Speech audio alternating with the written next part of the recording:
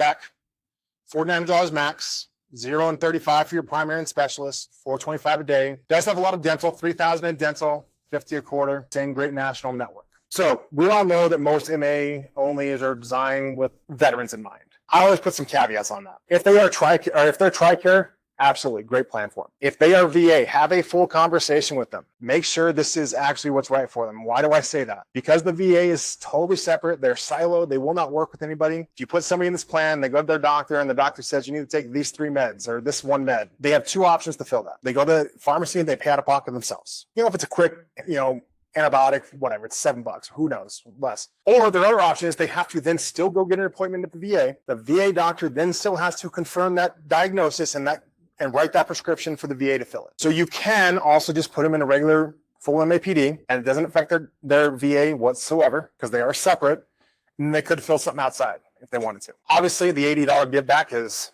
pretty enticing. And so that may be the case. And that's, for a lot of people, that is fine.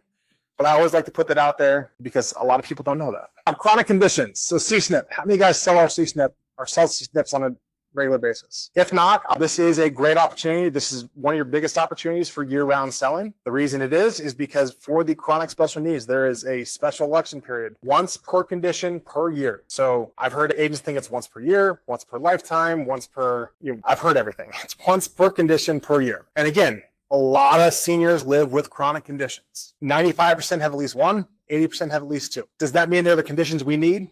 Unfortunately not. High blood pressure, high cholesterol, those are chronic conditions. Neither of those on their own qualify for our plan. But they are ones that lead right into conditions that do. So what are our conditions? We have diabetes, type 1, type 2, does not matter. Insulin dependent, does not matter. They need to be diagnosed with diabetes, not pre-diabetes. Chronic heart failure, and then cardiovascular disorders, which include, but not limited to, coronary artery disease, cardiac arrhythmia, peripheral vascular disease, and chronic venous thromboembolic disorder. In the application, there is a pre-assessment that happens, and there's also, we have digital copies of just the questionnaire as well. It's 11 questions, and they got to be able to answer at least yes to one of those. If they can't answer yes to one of those, no doctor is going to confirm the condition, don't enroll them, okay?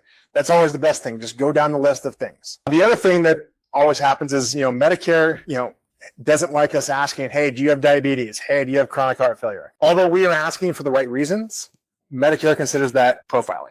I get around that by, there are plans out there that if you have diabetes or chronic heart condition, I'm not perfect. asking, so. Yeah, that's all we do. Say, we have plans that help with these conditions. If you want to talk about it, let me know. You guys know we deal with a population that is not shy about sharing, and sometimes they share too much. But again, you put that out there, they will let you know. Again, you can also listen for things like, are they taking certain medications that go to conditions, right? There's a lot of different ways to get around it. It's not hard. So what is the value of this plan? So again, it is the AZ1P, so it is Optum network across the board on this plan. So there is no open access for the specialist hospitals, but banner specialists and hospitals are in that network.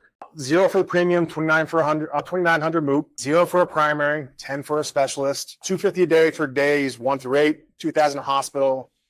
They can earn up to $165 in rewards. They have $25 insulin co-payments for covered insulins. They do still need to be in the formulary. That is one misconception we get a lot. But they also get $64 a month for healthy food / OTC. So they can use that for all healthy food, all OTC. It is up to them. It is use it or lose it each month, but it is the only other plan outside of our dual plans that has a food benefit. It is one that we invested heavily in this year. We increased it by, I think, like 33%.